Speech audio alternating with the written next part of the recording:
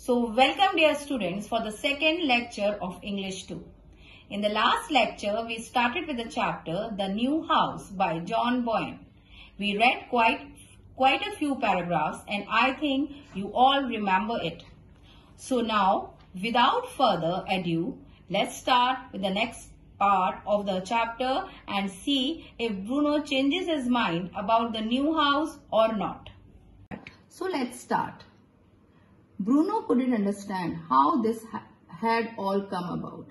One day he was perfectly content, playing at home with three best friends for life, sliding down banisters, trying to stand on tiptoes to see right across Berlin. And now he was stuck here in this cold, nasty house where no one looked as if they could ever be cheerful. Bruno, I want you to go upstairs and unpack, and I want you to do it now, said Mother in an unfriendly voice.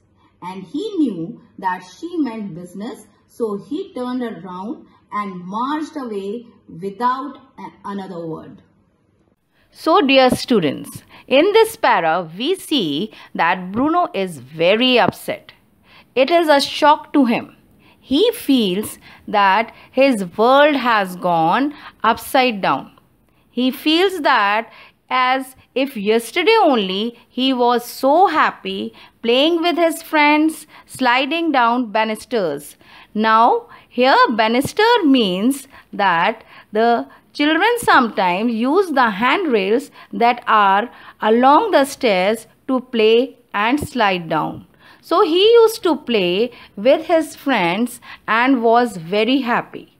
So students, the past was very beautiful and now the present house is cold, nasty, and he felt that he will never be happy again. This boy is very sad and he is complaining again and again. On his floor, there were just 4 doors, 2 on either side facing each other. A door into his room, a door into Gretel's room, a door into Mother and Father's room, and a door into the bathroom. This isn't home and it never will be, he muttered under his breath as he went through his own door to find all his clothes scattered on the bed and the boxes of toys and books not even unpacked yet. It was obvious that Manya did not have her priorities right. Now again when Bruno reaches the first floor to help Manya, he is sulking that this house will never be his home. He will never be comfortable over here in his room when he sees that Manya hasn't unpacked his books and toys yet, which according to him should be her priority, and thus Bruno continues to be sad. Mother sent me to help, he said quietly. Manya nodded and pointed towards a big bag that contains all his socks and vest and underpants. If you sort that lot out, you could put them in the chest of drawers over there, she said, pointing towards an ugly chest that stood across the room beside a mirror that was covered in dust. Bruno is here to help Manya, and she tells him to put the things in the drawers. But Bruno finds these drawers very dusty. And now you can see over here that again Bruno is finding the faults in the house by saying that these drawers are dusty. What do you think of all this, Manya? He asked after a long silence because he had always liked Manya and felt as if she was one of the family. All what? She asked. This, he said, as if it was the most obvious thing in the world. Coming to a place like this, don't you think we have made a big mistake?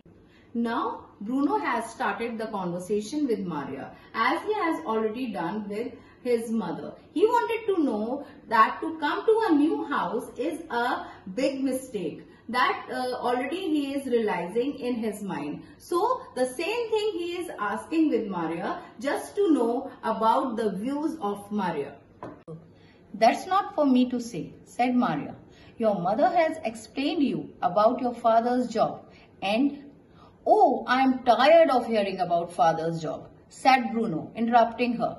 That's all we ever hear about it. If you ask me, father's job this and father's job that, well, if father's job means that we have to move away from our house and the sliding banister and my 3 best friends for life, then I think father should think twice about his job, don't you?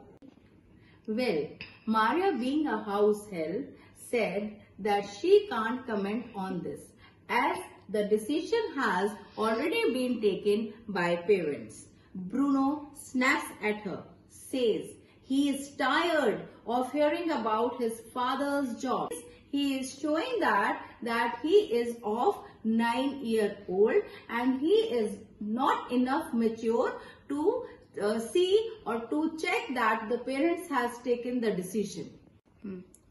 Just at that moment, there was a creak outside in the hallway and Bruno looked up to see the door of mother and father's room opening slightly. He froze, unable to move for a moment.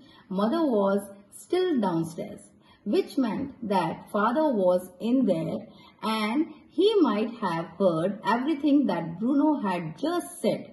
He watched the door, hardly daring to breathe, wondering whether father might come through it and take him downstairs for a serious talking to.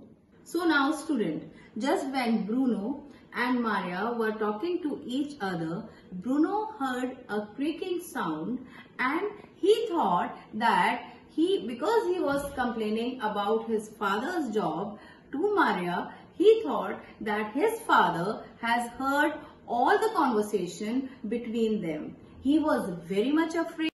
The door opened wider and Bruno stepped back as a figure appeared. But it wasn't father. It was a much younger man and not as tall as father either. But he wore the same type of uniform, only without as many decoration on it.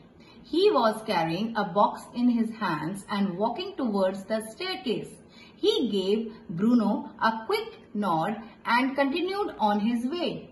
Now we see that it wasn't father, it was a younger man and he is wearing the same dress but with less decoration. Over here, decoration referred to the medal of the army. He acknowledged Bruno and moved away. Who was that? Asked Bruno. The young man had seemed so serious and busy that he assumed he must be someone very important. One of your father's soldiers, I suppose, said Maria. We will get to know them in time. I don't think I like him, said Bruno. He was too serious. I don't even think there's going to be anyone to play with other than Brittle. And what's fun is that, after all, she is a hopeless case. So students, in this para, we see Bruno asked Maria about him.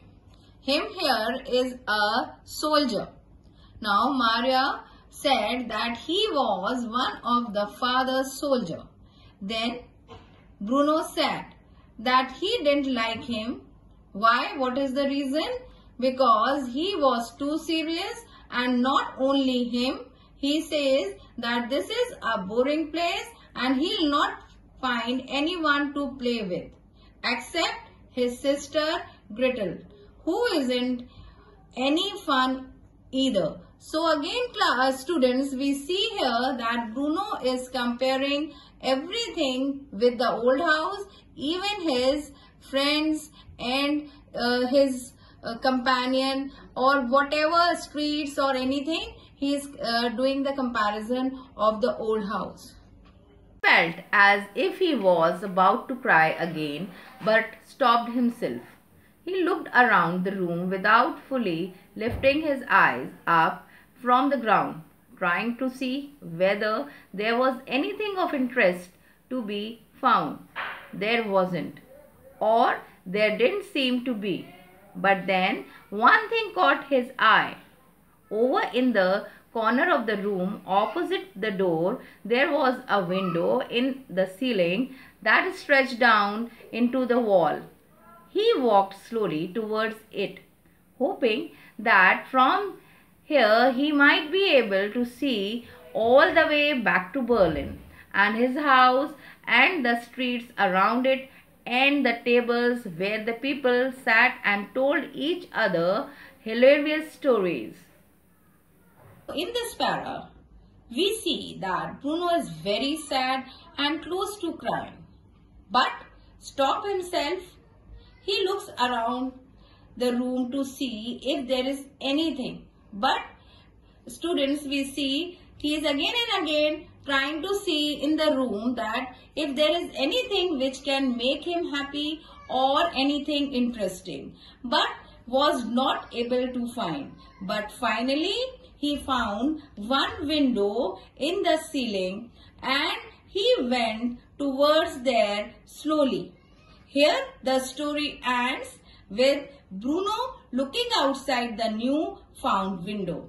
Now this little boy saw a window and he went towards the window just in the hope that maybe from this window he will be able to see his old house or the Berlin or the street of the Berlin, the people of the Berlin, or his dearest friend, which always he misses or always he want to meet them. Some important instruction. I am attaching few exercises, question answers, reference to context given at the back of your book. Please check the description box and complete them too.